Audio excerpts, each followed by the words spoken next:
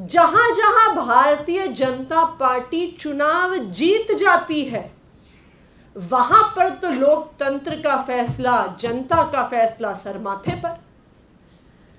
पर जहां जहां भारतीय जनता पार्टी चुनाव हार जाती है और किसी दूसरी पार्टी की सरकार बन जाती है, फिर वहां पे लोकतंत्र नहीं चलता।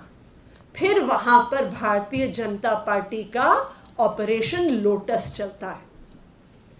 क्या है भारतीय जनता पार्टी का ऑपरेशन लोटस?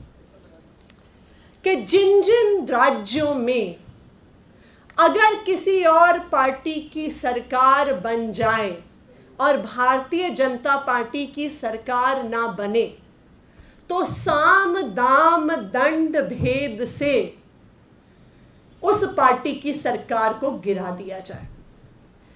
यह सिलसिला कब से शुरू हुआ? यह सिलसिला 2014 से ही भारतीय जनता पार्टी ने शुरू कर दिया। अरुणाचल प्रदेश से कांग्रेस के पेमा खांडू से शुरुआत हुई, जिन पे बड़े बड़े केस थे 2014 में ही। और जैसे ही उन्होंने भारतीय जनता पार्टी ज्वाइन की, सारे मुकदमे खत्म। 32 एमएलए को लेकर आए वो भारतीय जनता पार्टी में, और अरुणाचल प्रदेश में भारतीय जनता पार्टी की सरकार बन गई। गोवा में 2017 में भारतीय जनता पार्टी की मेजॉरिटी नहीं थी। 40 में से सिर्फ और सिर्फ 13 सीटें आई थी भारतीय जनता पार्टी की।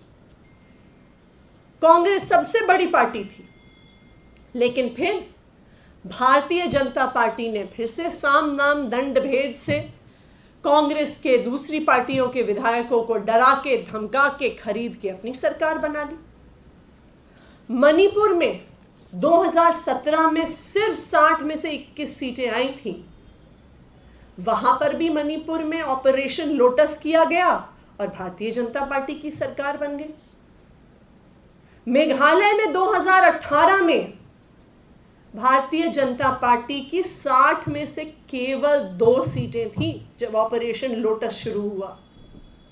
और ऑपरेशन लोटस का नतीजा कि 60 में से 2 सीटें लाने वाली भारतीय जनता पार्टी ने अपनी सरकार बना ली। ये लिस्ट चलती जाती है। इसमें मध्य प्रदेश, कर्नाटका, महाराष्ट्र, कई राज्य हैं जहां पर इसी प्रकार से ऑपरेशन लोटस किया गया। दिल्ली में भी इसी ऑपरेशन लोटस की कोशिश पिछले कुछ महीनों से चल रही है। इसी ऑपरेशन लोटस के तहत दिल्ली के डिप्टी सीएम मनीष सिसोदिया जी पे तरह तरह की शिकायतें, कभी स्कूल को लेके, कभी क्लासरूम को लेके, कभी एक्साइज पॉलिसी को लेके, कभी सीबीआई में दी जाती है, कभी एसीबी में दी जाती है, कभी दिल्ली पुलिस में दी जाती है।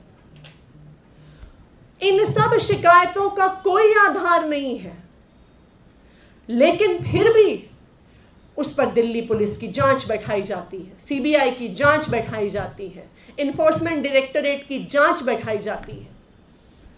14 घंटे तक दिल्ली के उप मुख्यमंत्री मनीष सिसोदिया जी के घर पर रेड होती है, कुछ नहीं मिलता। ना पैसे मिलते हैं, ना सोने के बिस्किट मिलते हैं, ना जेवर मिलते हैं, ना बेनामी संपत्ति के कागजात मिलते हैं। लेकिन फिर भी अगले दिन यह खबर चल जाती है कि अब सीबीआई के बाद ईडी की रेड होने वाली है।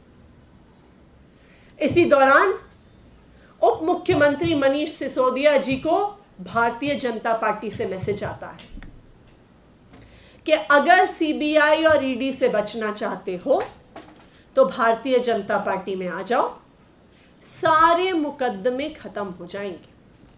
उन्हें बोला जाता है कि आप पार्टी के नंबर 2 के नेता हो, आप अपने साथ अन्य विधायकों को लेके आ जाइए। क्या फर्क पड़ता है कि भारतीय जनता पार्टी के केवल 7 विधायक हैं। उन्होंने तो मेघालय में ऑपरेशन लोटस में से 2 विधायकों के साथ सरकार बना ली थी। तो वो मनीष सिसोदिया जी को कहते हैं, आप पार्टी के नंबर 2 के नेता हो, आपकी भी इच्छा होती होगी कि मैं भी मुख्यमंत्री बनूं, तो आप अपने साथ विधायकों को लेकर आओ, आप भारतीय जनता पार्टी का मुख्यमंत्री का चेहरा बनो, हम आपको मुख्यमंत्री बनाएं।